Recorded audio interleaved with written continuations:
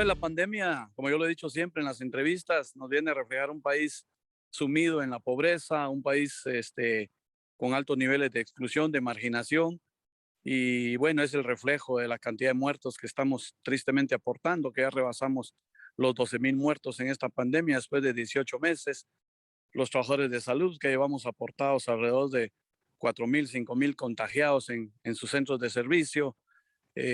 Ahorita estamos contabilizando en este nuevo pico de la pandemia, como le llaman, por esa famosa variante Delta. Estamos contabilizando ya arriba de los, ¿qué? Me atrevo a decir casi 200 compañeros muertos en pandemia, solo sindicalistas del SNTSG. Como ves, entonces la situación de los trabajadores está difícil en el sentido que definitivamente estamos navegando contra la corriente, como decimos acá, porque no hay presupuesto para el ministerio, la pandemia nos agarra sin el equipo, los insumos que son necesarios y enero del año 2020, a 2 meses de la pandemia, se, se hace la transición de gobierno. Entonces nosotros traíamos, producto de nuestro pacto colectivo, traíamos una negociación para cumplimiento de pacto colectivo, de los acuerdos que habían dejado de cumplir. Y desde luego veníamos movilizados en las calles, veníamos con una estrategia de movilización y lucha callejera y desde luego estábamos haciendo nuestros lobbies, nuestros cabildeos y a nivel de todo el país con los diputados distritales para que pudiéramos tener una readecuación del presupuesto pensando en la reivindicación que estaba pendiente del pacto colectivo. Y cuando viene la pandemia nos agarra en esa negociación. Y entonces, desde luego, se interrumpe por un lapso porque nos quedamos choqueados de ver realmente cómo la pandemia vino a sacudir las estructuras de este país. Pues chica, fue un shock terrible porque se instalan los famosos estados de calamidad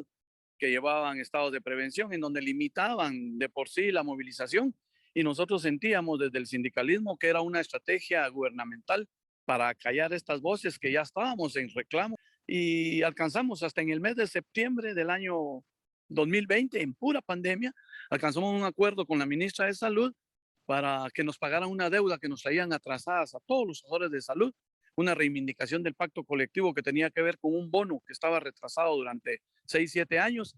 y que se iniciara el traslado para sacar de la precariedad en la contratación. Nosotros teníamos programado una serie de movilizaciones de cara a una circunstancia que es muy especial cada año en este país, es decir, la legislación de un presupuesto que cada año pasa de finanzas hacia el Congreso de la República y ahí se definen las cosas y cuando no se hace la incidencia, entonces los presupuestos salen por demás bajísimos, principalmente para el Ministerio de Salud. Entonces, en este presupuesto nosotros no solo estamos reclamando que se fortalezca el Ministerio de Salud para el tema de medicamentos, insumos y todo lo que tenga que ver con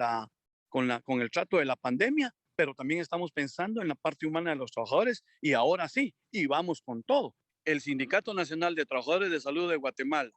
y la CLATE,